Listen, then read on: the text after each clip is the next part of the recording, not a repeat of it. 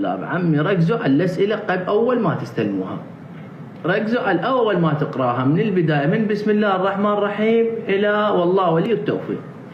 أنا هسه اليوم صار وياي موقف، جابوا لنا 6 أسئلة وأنا خو بخيكم تعرفوني بالشطارة. امتياز، كله امتياز.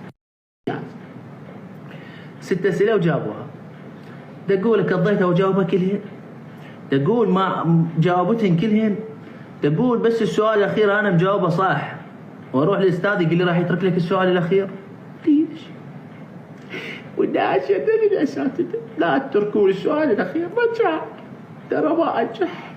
ايه رساله للاساتذه، اقول له رجاء من تجيب سؤال صح وخطا، رجاء لا تجيب صحح الخطا.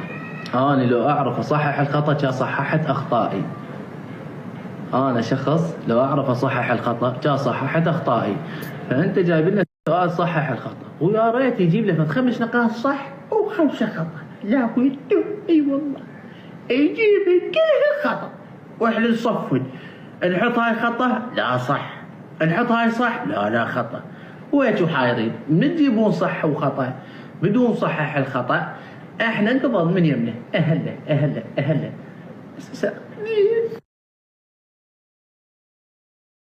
يا أخي بس أريد أعرف، أكو شغلة محيرتني يا أخي. الناس اللي عندهم عيون خضر وزرق وصفر شلون يشوفون؟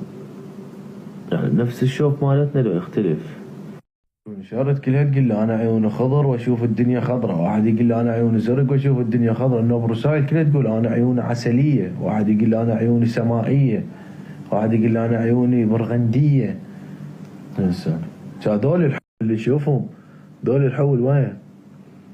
تريد لك شو كلها عيونها عسلية ماكو حول؟ عيون حول يعني ماكو؟ هلا بالبخت، هلا بالبخت. ها